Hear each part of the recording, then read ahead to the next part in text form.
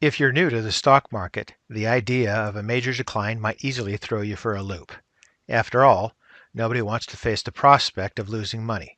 But anyone who's had money in the market for quite some time will tell you this. Plunges are actually quite common. In fact, since 1950, there have been 36 stock market corrections in which values dropped 10% or more. This figure includes the current correction. But here's the thing about those corrections. Not only are they common, but with the exception of the current correction, the stock market has recovered each and every time, simply based on the current levels of each index. And if you're wondering whether you should brace yourself for another market tumble, the answer is absolutely. Whether it happens this year, next year, or the year after, that is almost irrelevant. Over time, the market will fall. But the best thing you can do is diversify your portfolio and prepare to be patient. This may mean investing in various sectors of the market rather than putting all of your eggs into a single industry. It may mean loading up on index funds. It may mean putting some bonds in your portfolio, especially if you're older and nearing retirement. It may also mean rebalancing your portfolio or selling some stocks. Those stocks remain a suitable investment for current or near retirees. If you're older, you do need a backup plan to protect yourself from market downturns. This could mean moving more investments into bonds or loading up on dividend stocks, which can serve as a source of income even when the market itself isn't doing well. But if you're younger and are heavily invested in stocks, then there really is not much action you necessarily have to take in the face of the aforementioned volatility, other than amassing a diverse range of assets. It all depends, and I'm not here to recommend you what you need to buy.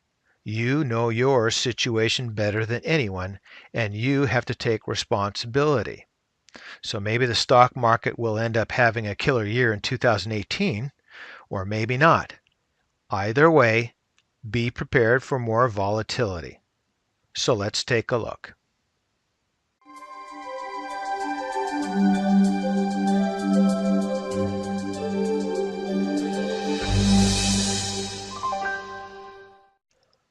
If you recall, this is a similar chart that I drew for you earlier this week. It's the spiders, the SPY, on a 6-month daily chart.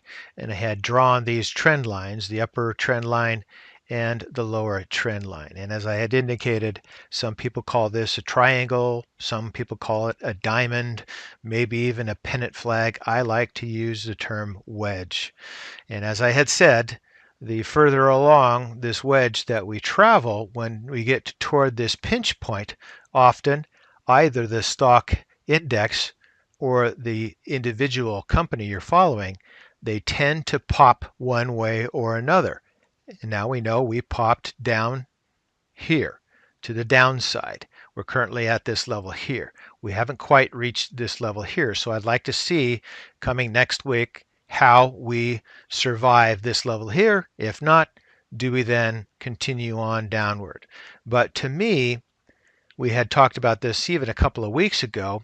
I want to find out what sort of a formation that this moves through. I had thought initially the higher probability was a W formation as opposed to a V recovery, but the stock market didn't seem to cooperate at the time.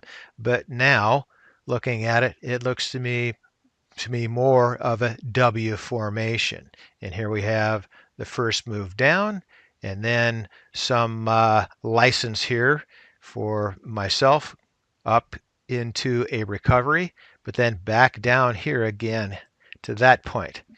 Oftentimes, this second move down will either reach this previous level or perhaps even go lower.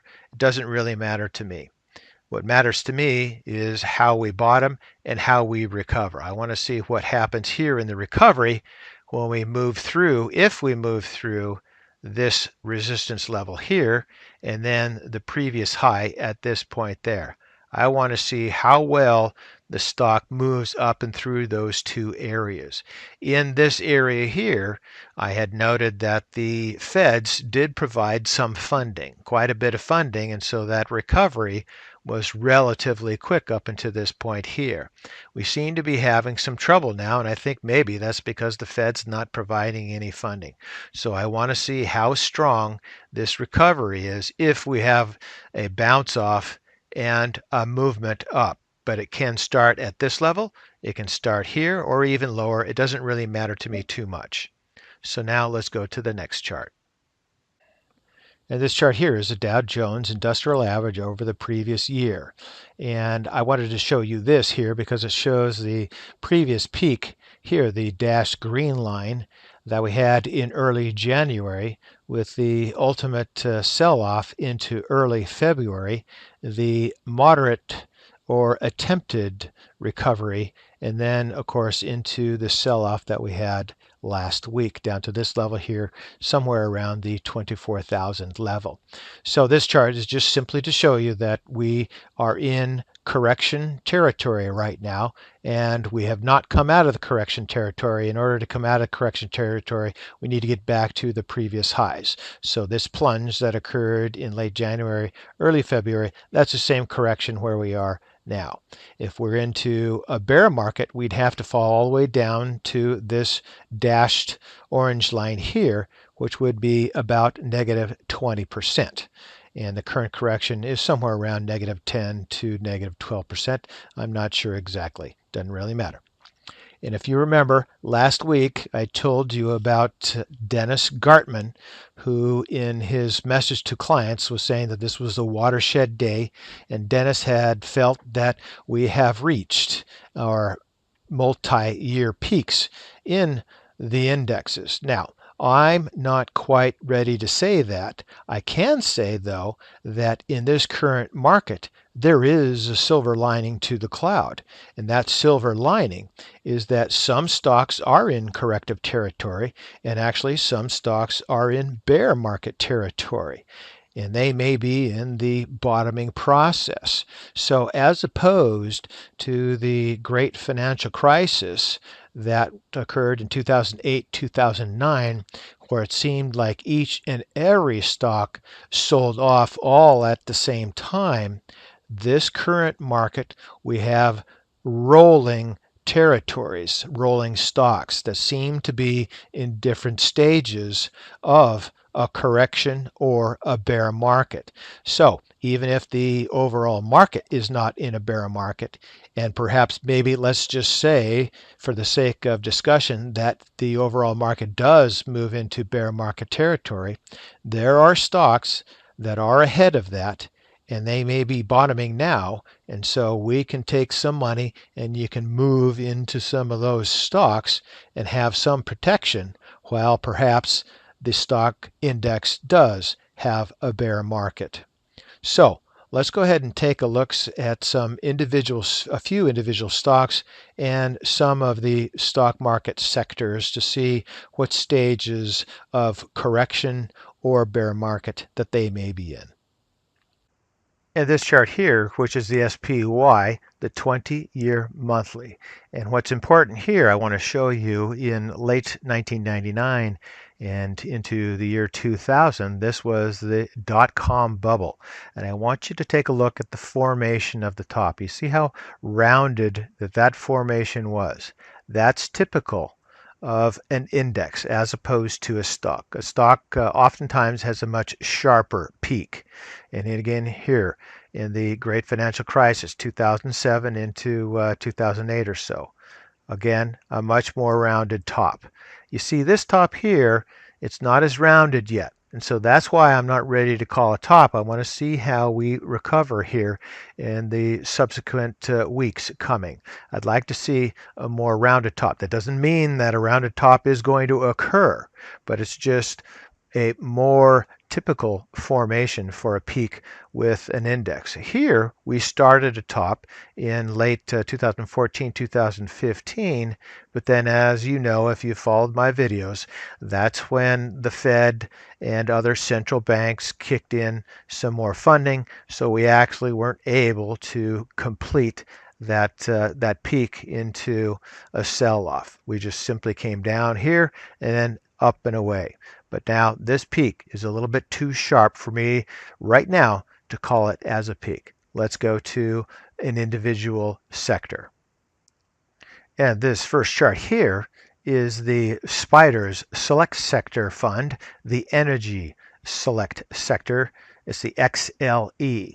And as you can see here, the market peak was in 2014. This peak is not as rounded. It's a little sharper, similar to that peak back here in the Great Financial Crisis. And it had another peak which is a little bit more rounded here in 2011.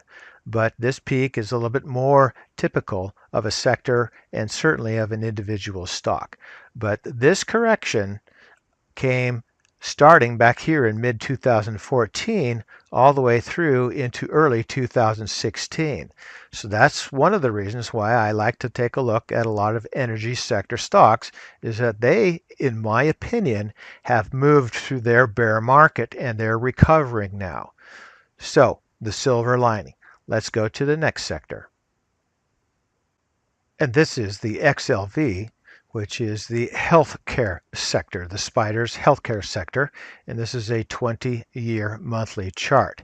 And as you can see here, we have the current peak that was in early, say, 2018.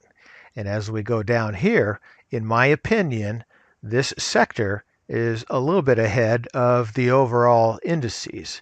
And you can see that this level here is much lower than up here. However, the stock price is higher. But in my opinion, we're starting to break down in the healthcare sector. And you can see that in some of these oscillators, particularly say you look at the momentum, we peaked here and we're slicing down pretty quickly. Moving into the price rate of change, somewhat the same there, and certainly in the RSI and into the stochastics. You can see that these oscillators are showing the fast lines moving through the slow lines and they're slicing down. These are a bit ahead of the evolution of the overall stock market, such as the S&P or the Dow. Again, the Williams moving on down here into negative territory. This guy is a little ahead of the overall indices, so I can say that the health sector probably has reached its peak and it's on its way down, corrective, maybe into a bear market. Let's go to another sector. And because I think you get the idea of what I'm doing here, this is the last chart we'll take a look at, and it's the XLP, which is the consumer staples sector of the SPDRs.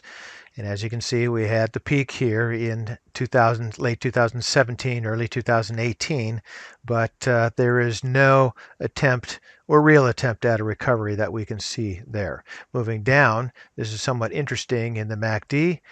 We peaked way back here, so the MACD has telegraphed to you far in advance that the stock or the sector was weakening.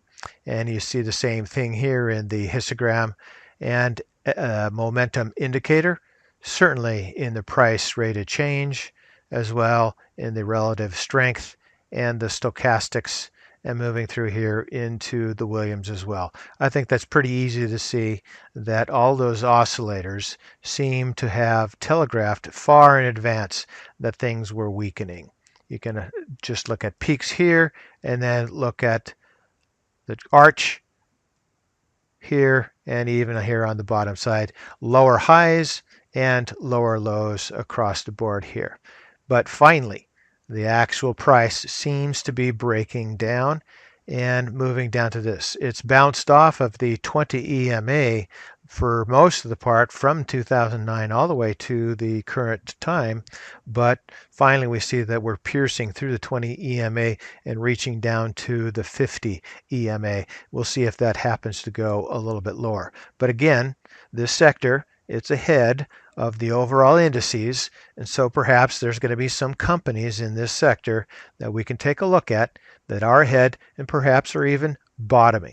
You find those stocks that are bottoming and you can rotate your money into those sectors that perhaps are going to give you some protection when the overall indices, if they break down and if they start moving through corrective to bear markets. So for today, that's Chew Dog Charts. Thank you.